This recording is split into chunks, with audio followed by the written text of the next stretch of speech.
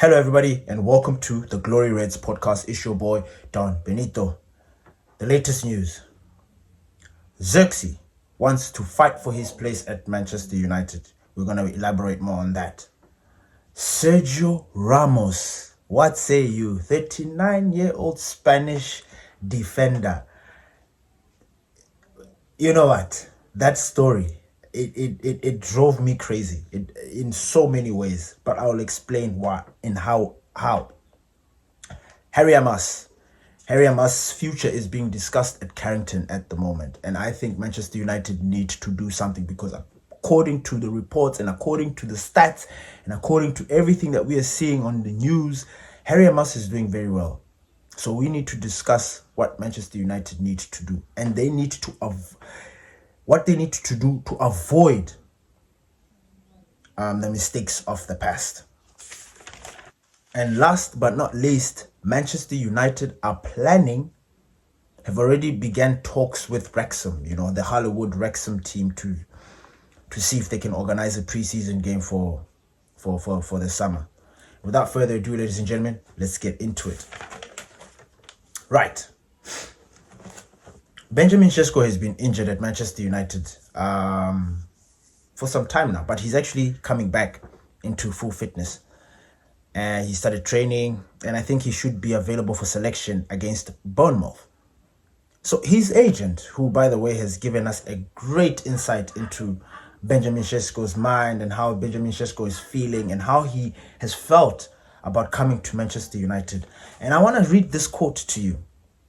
This quote really touched my soul because, you know what? I really think Benjamin Šeško is the guy.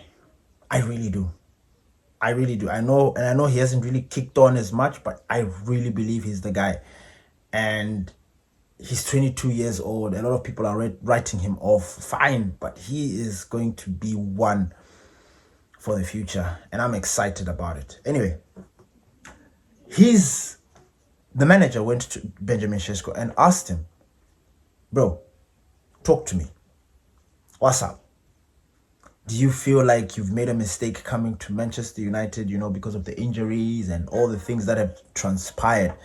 And this is what Benjamin Šeško had to say, ladies and gentlemen. Elvis, the only thing I would regret if I hadn't chosen would have been if I hadn't chosen Manchester United. That quote right there touched my soul. That quote right there shows me that there's a kid who's injured but focused. Everything that the gaffer has been talking about when it comes to Benjamin Šeško, his professionalism, his hardworking, his obsessiveness with perfection and trying to fix himself and he's the way they describe him, and I know this might be far-fetched or this might be a stretch comparing him to this person, but he kind of reminds me of Ronaldo. Because we know that Ronaldo has been obsessive in every aspect of his football. And apparently Benjamin Šeško possesses that same characteristic. And I thought that was something that I should share and you guys should think. And I think Benjamin Šeško will be available for selection. Moving on. Zirkzee. Zirkzee has been subject to a move away from Manchester United for a while now. And the first time he was subjected to that, I think the reason why he didn't move on was because he had an injury or something like that, or it had not yet materialized, or we started losing players and we decided to keep players so that we don't have to have issues. But it has come out again that Benjamin Šeško is ready to fight for his position. Now, guys, Benjamin Šeško, for the longest time, he has been moving from club to club to club to club, not really getting some sort of stability. Now he's at Manchester United, and I think the role that he plays for us, or the role that even him being there, because you listen to how everybody talks about him, and I know football is not a popularity contest. People are not, we're not paying them to be nice people.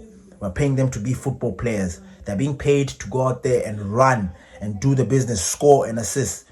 But part of rebuilding a team or building a culture or building an atmosphere that is conducive for players is having players that can bring everybody together.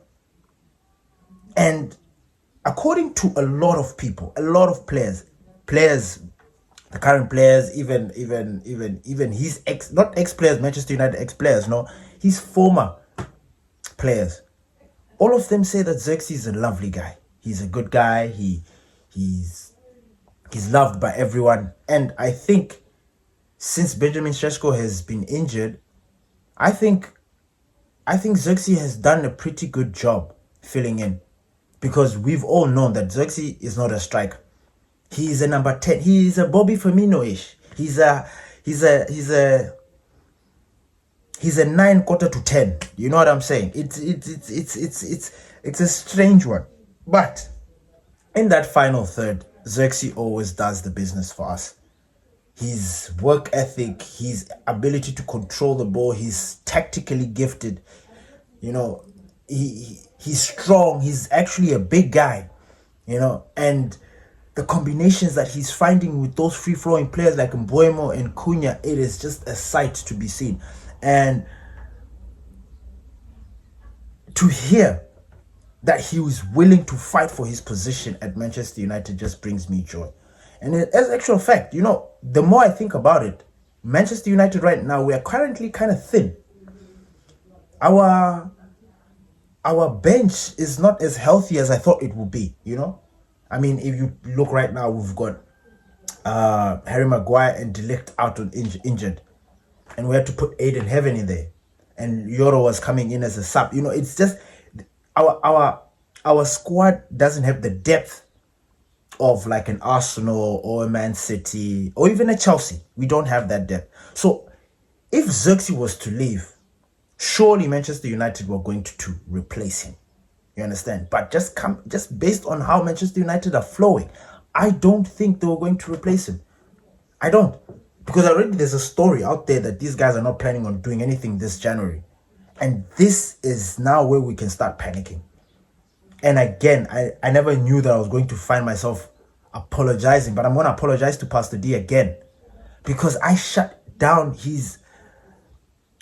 You know, he spoke about, look, these guys are... And he's been saying it, even off the camera. He's been saying, I'm not confident that these guys are going to do anything in January. And...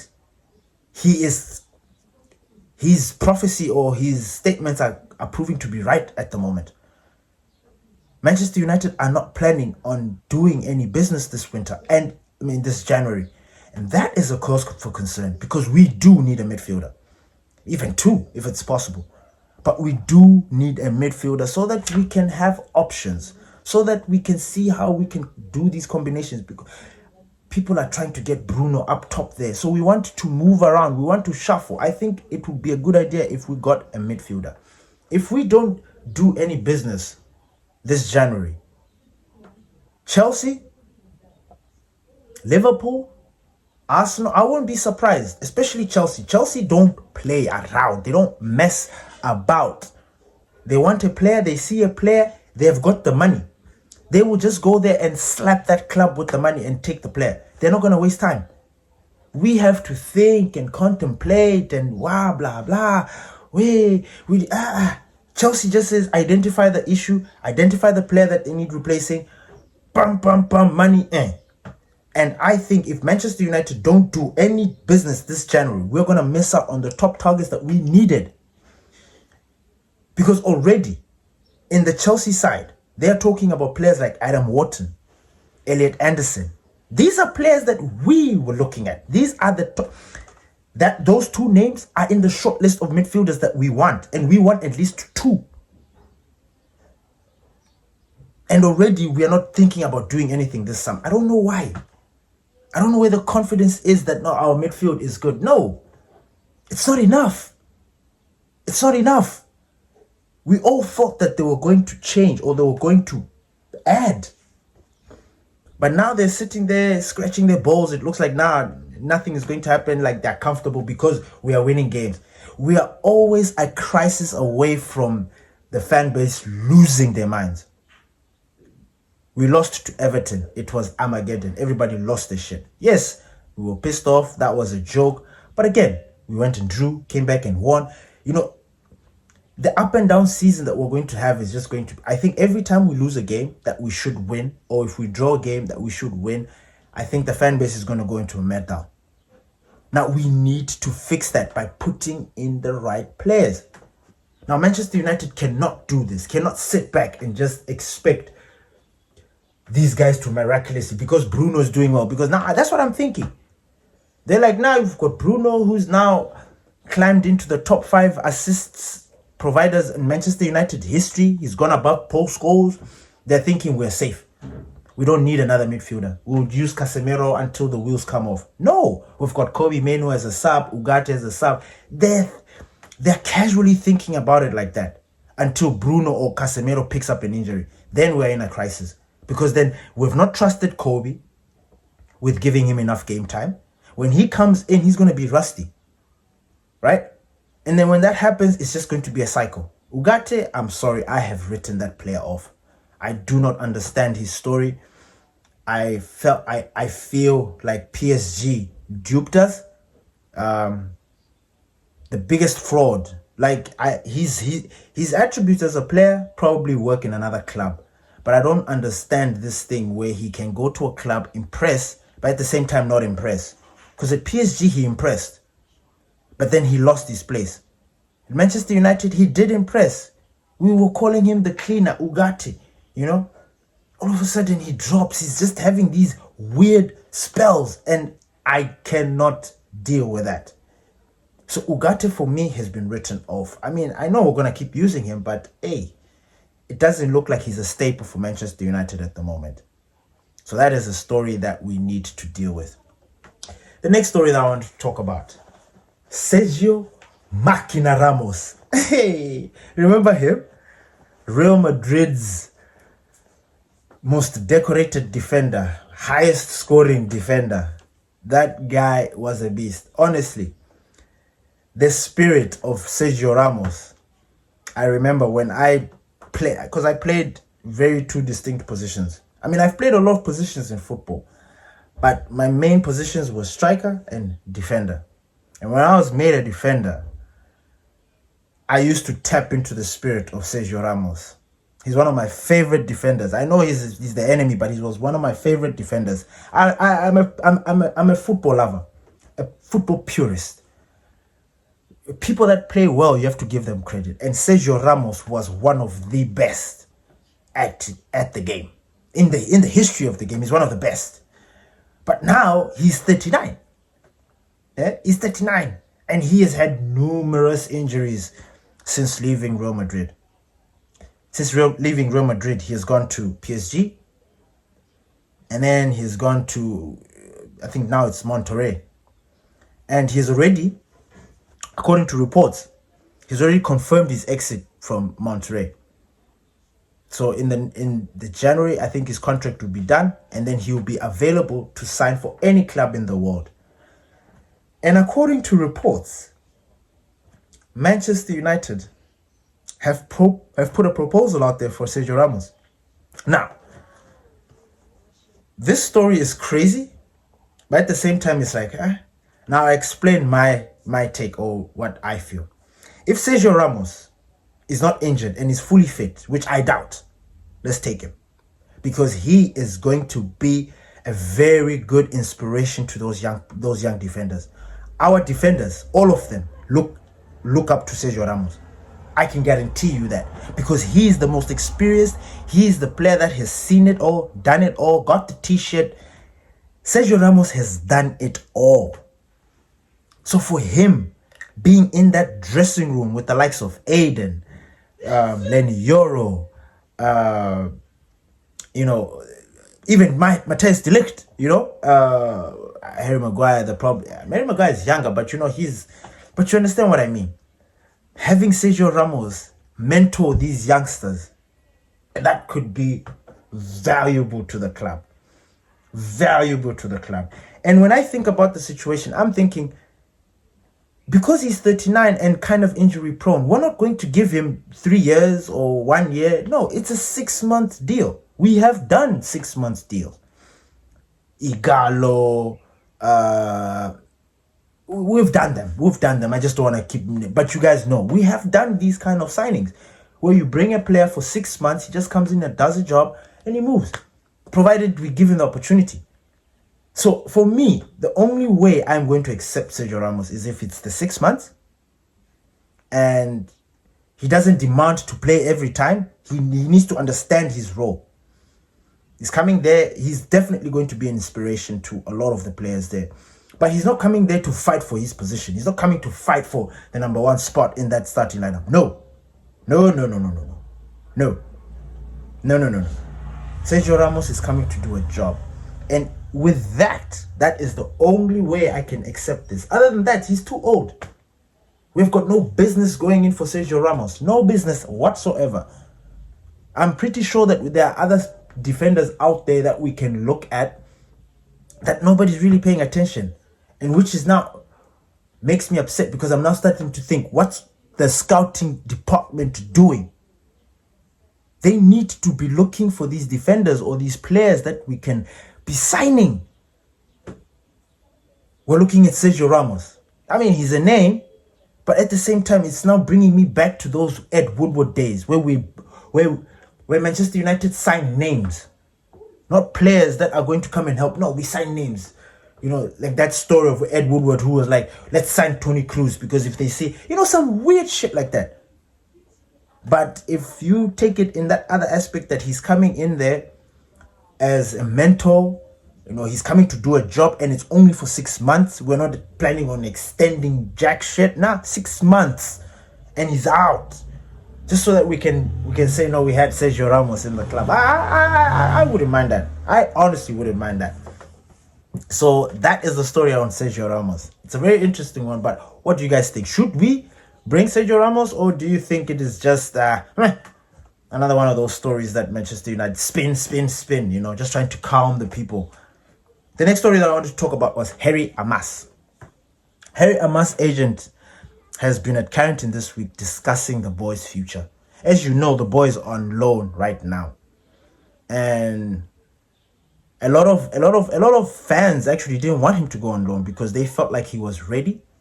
But at the same time, you could feel like he wasn't, So that wing back position that we are suffering with at the moment, Harry Amass is the future of that position. Because Dogu, it's unfortunate.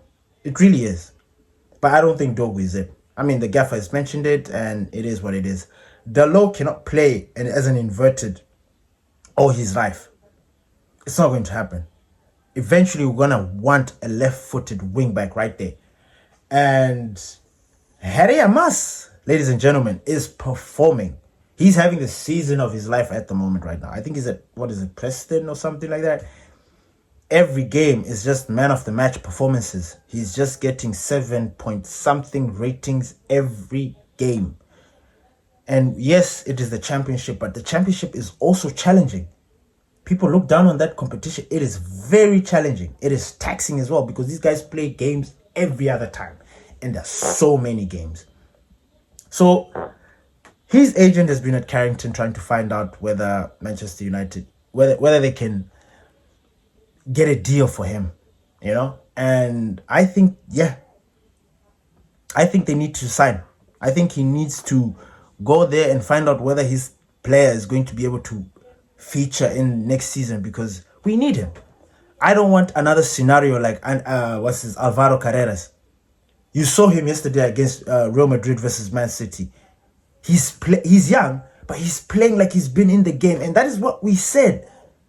We said that way before they sold him, way before he went on loan. We were like, this kid is playing with the level of maturity that you just cannot comprehend. They're just players that are like that. The kid is young, but he plays like he has been in the game since the beginning of time. And Carreras possessed that. How Manchester United let him slip. They let him go back to his club. This guy left Real Madrid to come to Manchester United to grow. We used him in the youth system, blah, blah, blah. We never gave him an opportunity. Yeah, he made some appearances there and there, but look at him now. Honestly, when I see Carreras playing for Real Madrid, I'm jealous. Because I'm like, that was our player.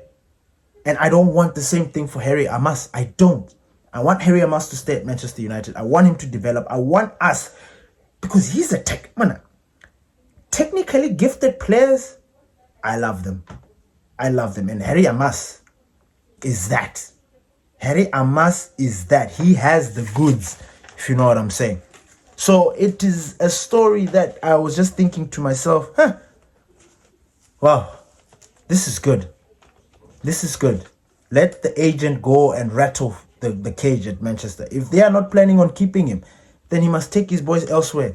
And that is where we are going to lose our minds and say, you see, we wanted him to go out on loan so that when he comes back, he's ready for us. Let him get the experience out there.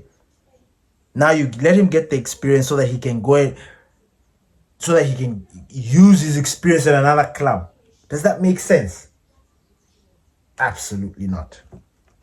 Last but not least, Manchester United are planning a pre-season game with the Hollywood Wrexham team. I say Hollywood because they are Hollywood.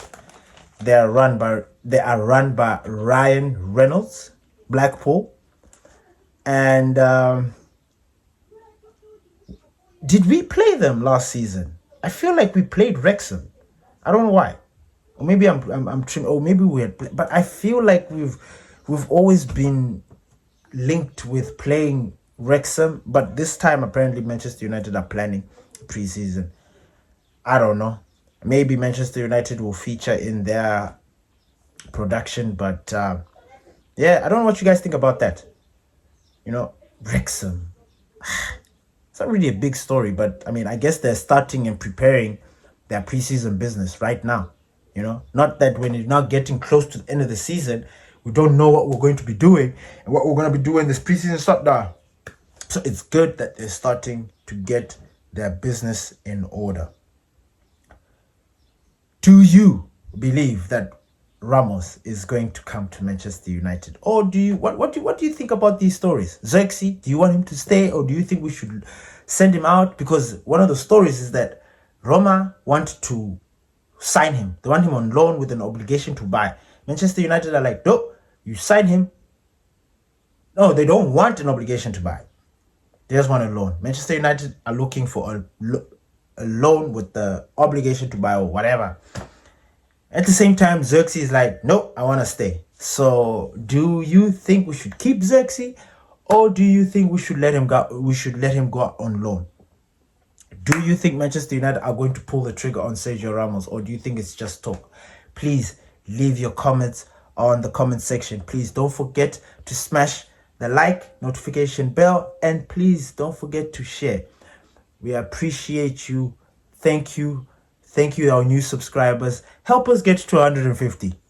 Yeah, I know that's a bold thing to say, but you guys have been supporting us. You guys have been listening to our content, and we appreciate you. Thank you for the engagement. Thank you for being part of Glory Reds.